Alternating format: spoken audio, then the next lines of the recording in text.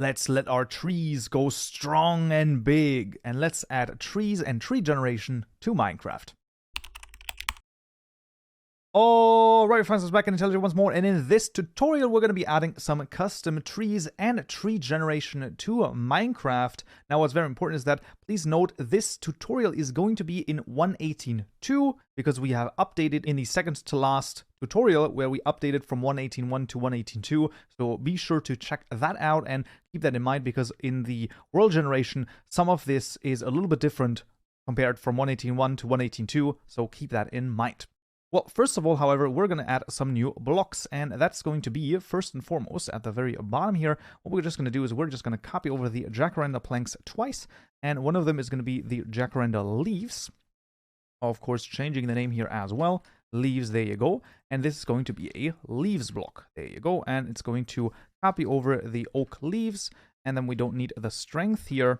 And I'm not 100% sure about the requires tools, but I think that the oak leaves pretty much handle this already. And then what we can also do is we can call the non-opaque here, and then let's actually not call the requires truth, so that's going to be fine. And then the second one here is going to be the jacaranda sapling. So that's going to be a very interesting block indeed. The first thing that we need, right, we make a new sapling block. What we're going to see is, well, sadly, it has some private or protected access. So once again, we need to make a new mod sapling block class. So there you go. And this is, of course, going to extend the sapling block right here. Then we're going to hover over this, create constructor matching super, making sure that we change this protected to public here. And then we basically never have to take a look at that class ever again. Once again, one of those very strange things. And when we see here, the first parameter is actually a sapling generator. Now, this one we don't have just yet. So what I'm going to do is I'm just going to leave this empty so that we, have this actual arrow still here so that I remember this. And we're also going to change this to the sapling, oak sapling.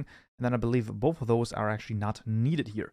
So that's going to be fine. So this is very important that we keep this here, because now we actually need to, well, create this sapling generator. Before we do this, however, we're going to finish both of these blocks. So first of all, we're just going to get the grapevine here, duplicate it twice, and then we're going to make the cutout layer for both the sapling and the leaves here as well. They both require the cutout layer, and then we also want to add something to the mod registries right here. So we're going to basically add the leaves there, because they of course also burn, right? So this is going to be the leaves, and the burn here should be 20, and this is 60, I believe. Well, once again, we can literally just take a look at the fire block just so that we are, making sure that this is correct. So in the fire block, the very bottom, we should see this, and then under the leaves, let's see where are the leaves. There they are. So burn chance is 30 and spread chance is 60. So we're actually at a 30 and 60. There you go.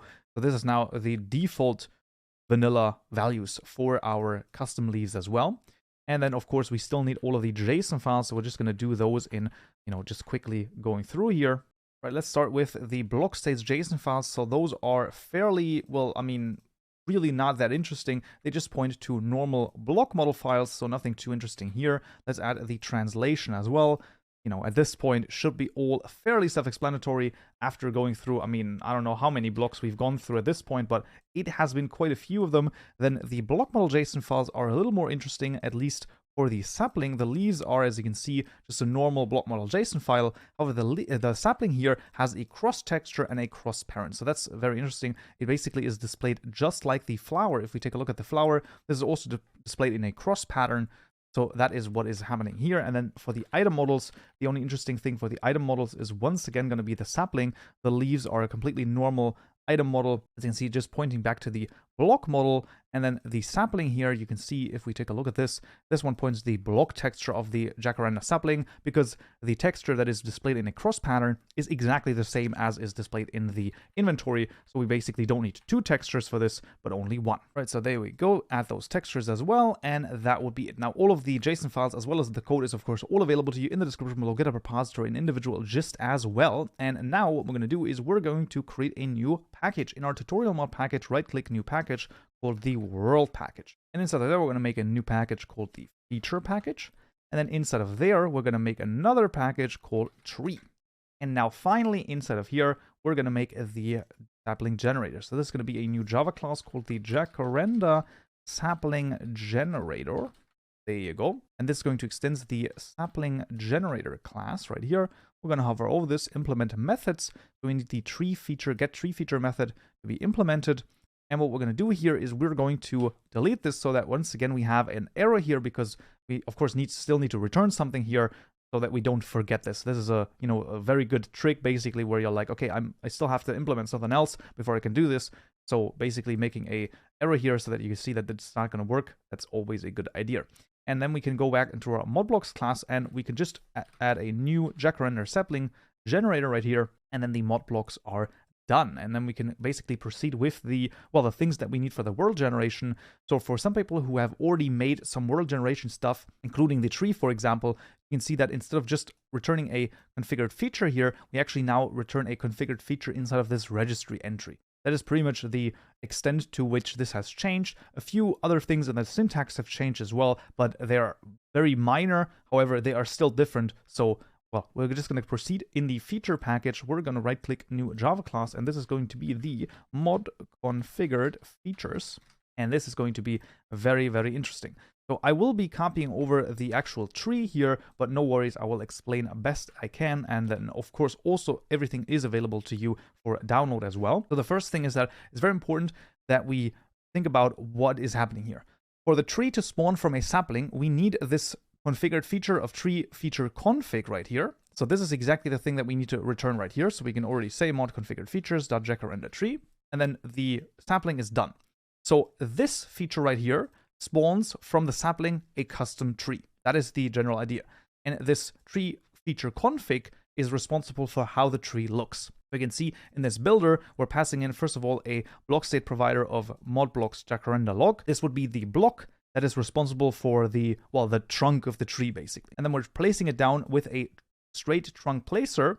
So if I middle mouse button click on this and go in here, we can actually see if I click on the trunk placer and press Ctrl H, you can see that there are different types of trunk placers. There's a forking, the large oak, giant trunk placer, dark oak, bending. So there's different types of trunk placers. And in theory, you could even make your own trunk placer. We're definitely not going to go into detail on that. Some intermediate to advanced Java knowledge would be required to make some custom trunk placers, but it is definitely possible. Then the second block state provider that we're adding here are the leaves, and then the foliage placer here is basically responsible for placing those down. So if I middle mouse button click on this again, and then click on the foliage placer, press Ctrl H, we can once again see different types of foliage placers. And of course, once again, this would be possible for you to create your own. When it comes to the numbers, I highly recommend just playing around with them. For the straight trunk placer, you can basically see that the way that this works is that you have a base height, a first random, and a second random height for the straight trunk placer. And in the background, a little bit of math happens, and then you get a little bit of a randomized size for your trunk here. Once again, I cannot stress this enough. Take a look at some of the vanilla classes. It's highly recommended. Right, and last but not least, we have the 2 layers feature right here. So this one, I'm not 100% sure, just like with a lot of stuff in world generation, there's a lot of complicated things there. I believe that this sort of limits how big the size of this feature is, and then how many features can spawn like next to it, something like that. I highly recommend, once again, just playing around with the numbers a little bit, be open to experimentation, and then you're going to be fine. So I have one more note for people who want a tree that grows on something else than dirt. This is very important for you. So what you have to do is you have to make in the mod sapling block right here. What you have to do is you would have to override a method from the plant block actually, and that is going to be the can plant on top. So you would override that method, right? So can plant on top, you would override it, and then make sure that you return a true when your floor right here, the block state of the floor, is whatever custom block you basically want to be added in. So, and once that is done, what you also have to do is here before the build, you have to add the dirt provider right here. This is just a block state provider one more time.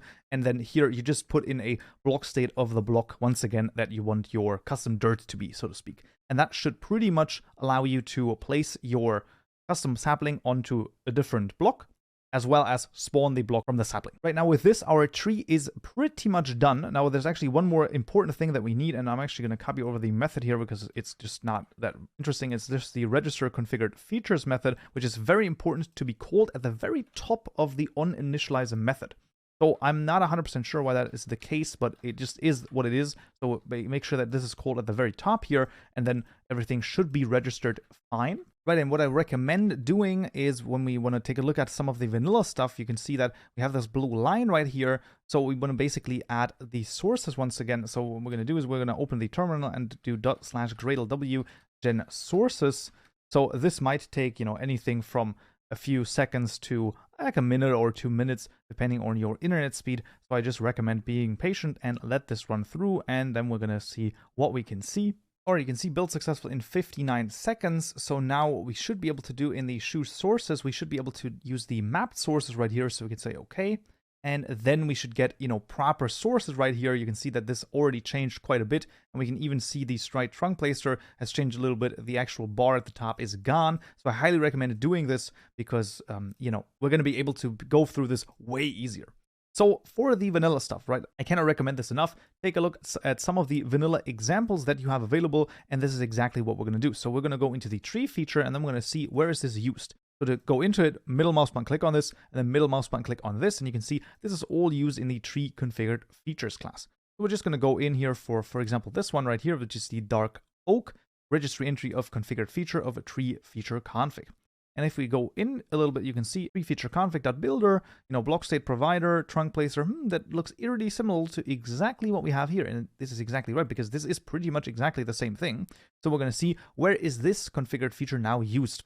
We're going to middle mouse button click on this. You can see, of course, it's used in the sapling generator. Makes a lot of sense because we've used our custom one as well in our custom sapling generator. And now here it's also used in the tree placed features class. So we're going to go into here. And you can see this is a registry entry of placed feature of dark oak checked. And what we're just going to do is we're just going to literally copy this entire line over, right? So I basically want to show you one example of how you could do this.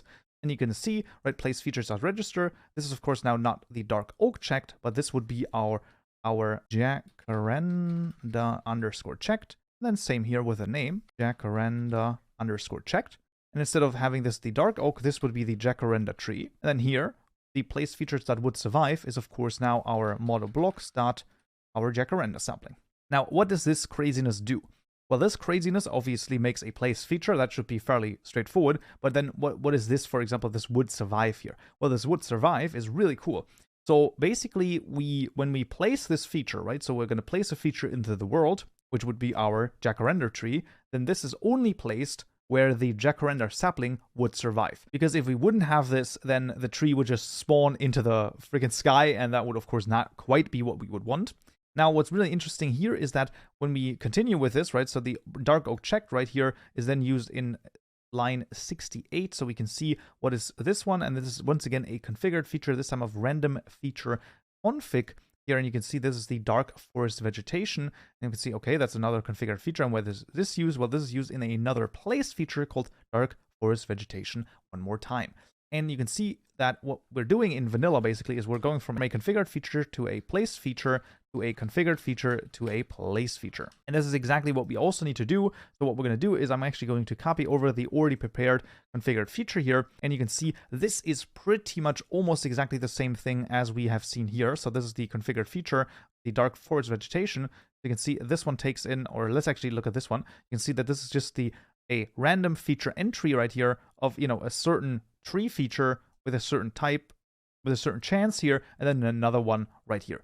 So this is pretty much exactly what we're doing here. You can see this is the jacaranda spawn, I called it, and this is a configured feature. We're registering that with a random selector, and then a new random feature config, where we take this checked right here 50% of the time, and the other 50% of the time, we're going to check the exact same place feature. It just is how we have to do this for the time being, but this is going to be totally fine. So this pretty much just allows us to make a configured feature out of this place feature, because we actually need a configured feature in order to make another place feature out of it. If this sounds very complicated to you, or, it's just like a little bit confusing, then I can just say, well, I mean, this is pretty much the world generation for you in a nutshell. It just is what it is. Sometimes there are going to be some, strange things in the world generation, but I'm sure that we will manage to get through this, especially with a little bit of Java knowledge. You should be fine.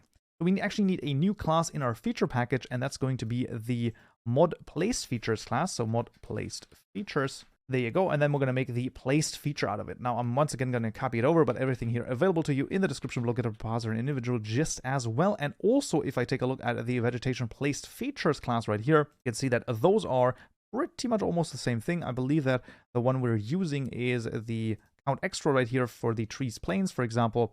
So this one in line 81 is exactly the same, pretty much, that we're using right here. You can see we're making a new place feature, right? Registry event of place feature. And here we are, once again, registering it. We're taking the spawn, right? So this is the configured feature right here. That's what we need. And we're then making a modifier here of how to set this down. And the way we're setting this down, or the way we're spawning it, is with the create count extra modifier. So what does this do? Well, we're basically setting down one tree per chunk, I believe it's, or, you know, per feature size, something like that. Highly recommend playing around with the numbers, of course, as well. And then you have a 10% extra chance of placing 2 more down. Now, you can, of course, change this, right? This would be 20%, this would be 50%, 90%, and so on and so forth. This would be 100%. So it should be fairly self-explanatory on how to use this. So if you want, you know, a tree that's like really freaking super rare, you could do something like this. So there's like a 1% chance that one extra tree spawns, something like that. But that would be definitely very rare. So highly recommend playing around with the numbers. And if when you're testing, you probably should do like 5x or 10x of what you actually want to do in your actual mod, because otherwise it might be very hard to find. Another question is, how do we spawn this tree? Well, the way that we're going to do it is in the world package. We're going to make a new package called gen. And inside of there, we're going to make 2 classes. One of them is the mod tree generation. And then the other one is going to be what I call the mod world gen. Now, the mod world gen is fairly straightforward. We're just going to make a public static void. And this is going to be the generate mod world gen method right here. And we're going to call something from the mod tree generation there in just a moment. So what we're going to do is here, we're going to make the public static void generate trees.